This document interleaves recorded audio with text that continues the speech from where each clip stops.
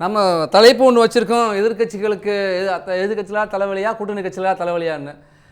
எங்களுக்கு யாராலையும் தலைவலி இல்லை, எதிர்கட்சிகளுக்கு தான் தாவேகாவனால தலைவலி அப்படிங்கிற பார்வையை முன்வைக்கிறார். உங்கள் பார்வை என்ன? எதிர்கட்சிக்கு மட்டும் இல்லை, தப்பு செய்கிற எல்லாருக்கும் தலைவலி தான். இல்லை, இப்போ தான் தப்பு செய்ய முடியாது. ஏற்கனவே தப்பு செய்ததை தடுத்துருக்காங்களா, தடுக்கிறதுக்கு என்ன முயற்சி எடுத்தாங்கங்கிறது தான் இப்போ கொஸ்டின். ஏற்கனவே இல்லை, தப்பு தான் இருக்கிறது ஊர்படம் தெரியுமா, எல்லாருக்கும் தெரியுது. தேர்தலுக்கு முன்னே எல்லாரும் வாரி வாரி கொட்டினவன், எல்லா தப்பையும் சொன்னோம். அது நான் தடுக்கணுங்கிறதுக்கு தானே மக்களும் ஓட்டு போட்டாங்க. விஜய் அவர்களுக்கு ஓட்டு போட்டதுடைய நோக்கமே ஊழல் ஒழிக்கணும், ஊழல் ஒழிக்கணும். நான்லாம் நிறைய பேசியிருக்கேன், நான் அதிகமாக பேசியிருக்கேன் நான். ஏன்னா ஊழல் ஒழிக்கணுங்கிறது அது மக்களுக்கும் ஊழலை ஒழிச்சிட்டாங்களா இல்லை? அதுதான் கேள்வி. இப்போ நண்பர்கிட்ட கேட்கக்கூடிய கேள்வி என்னென்னா, அவ்வளோ பிரசங்கம் பண்ணாங்களா, இப்போ என்ன நடந்திருக்குன்னு கேட்டேன். ஊழல் ஒழிக்கிறதுக்கு இப்போ என்ன நடவடிக்கை எடுக்கப்பட்டிருக்கு? அரசு அலுவலகம் சென்று பார்த்தால் என்ன நடந்திருக்குதுன்னு தெரியும் சார். இப்போ இல்லை இப்போ என்ன நடந்திருக்குங்கிறது எல்லாமே சினிமாவில் நடந்த மாதிரி தான் நடந்திருக்குன்னு தான் நான் என்னால் உணர முடியுது. சினிமாவில் என்ன நடக்கும், சினிமாவில் நடக்கும்ல, அதிரடியாக நடக்கும் தெரியுமா, அப்படி நடந்ததாக தான் என்னால் உணர முடிகிறது. மைன்ஸ் எல்லாம் கேரளாவுக்கு கடத்திட்டு போன லாரி எல்லாம் யூடியூப்பில் இருக்குது, நடந்துக்கிட்டு இருக்குன்னு போட்டு விட்ருக்காங்க. கேரளாவில் பார்டரில் எதுவுமே நிற்கலை, எல்லாம் போயிட்டு தான் இருக்குன்னு சொல்லுவாங்க. இருக்கட்டும். ஒன்று. அடுத்தபடியாக இந்த பாட்டிலுக்கு 10 ரூபான்னு சொன்னாங்க இல்லையா, அது நிறுத்தி என்ன பண்ணியிருக்காங்கங்கிறது இது வரைக்கும் அவங்க சரியான விளக்கம் கொடுக்கல.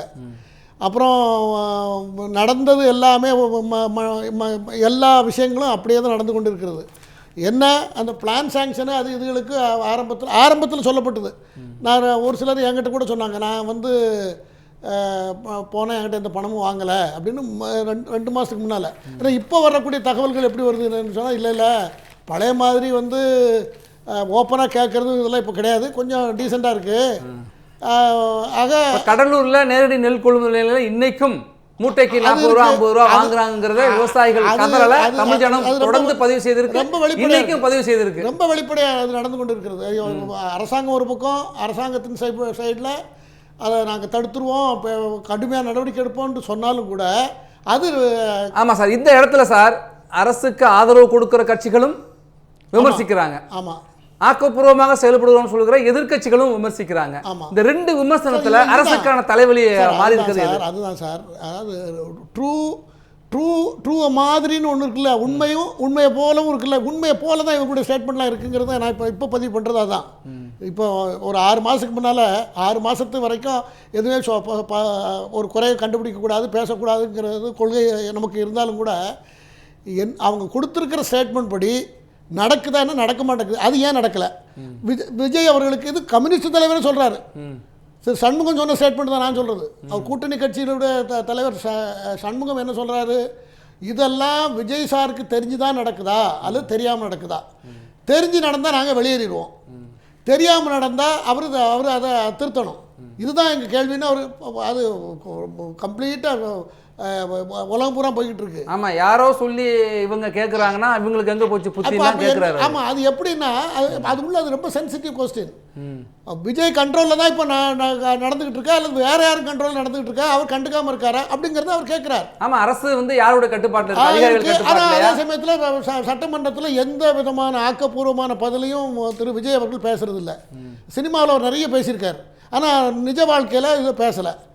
மக்கள்கிட்ட ஒரு அதிருப்தி இப்போ உருவாகிருக்கு. விஜய்க்கு எதிராக மிகப்பெரிய அதிருப்தி நம்ம இவற்றை எதிர்பார்த்தோமே 4 மாதத்துக்குள்ளேவா? ஆமாம், சட்டமன்றத்தில் இப்போ இவங்க சட்டமன்ற நிகழ்வுகளை டெலிகாஸ்ட் பண்ணதுனால அங்கே என்ன நடக்குன்னு எல்லாரும் தெரிஞ்சு நேராக உட்காந்து பார்த்த மாதிரி தானே இருக்கு எல்லாமே.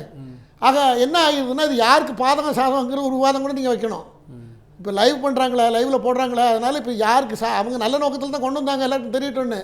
ஆனால் இவர்கள் நடக்கிற நடவடிக்கைகள், அதே போல் திமுக பேசுகிற பேச்சு, அதுக்கு இவங்க கொடுக்குற பதில், 2 பேரும் போடுற சண்டையில் எது நடக்கணுமோ அது நடக்கலைங்கிறது என்னுடைய வருத்தம்.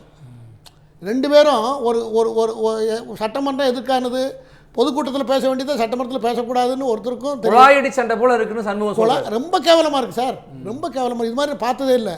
ஆனால் முன்னால் நீங்கள்லாம் டிவி நேரலைக்கான வாய்ப்பு இல்லை, முன்னாடி எப்படி இருந்தது நம்மளுக்கு தெரியாது. ஆனாலும் ஒரு சில செய்திகள் வரும், முன்னெல்லாம் கூட வரும், போடுவாங்க நியூஸ் சேனலில் அப்பப்போ ஒரு ஹைலைட்ஸ் எல்லாம் வரத்தான் செய்யும்.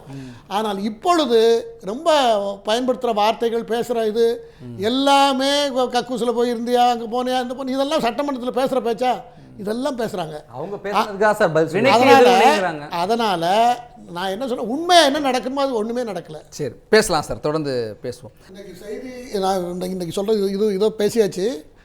நேபாளத்தில் நடந்திருக்கிற மிகப்பெரிய அந்த துயர சம்பவத்திற்கு பாரத பிரதமர் அவர்கள் பேசியிருக்காங்க. எல்லா வசதியும் செய்யப்படும் என்று அறிவித்திருக்கிறார்கள். அதை மகிழ்ச்சியோடு சொல்ல கடமைப்பட்டிருக்கிறேன். ஒரு ஆறுதலாக நம்ம சொல்லியிருக்கோம்.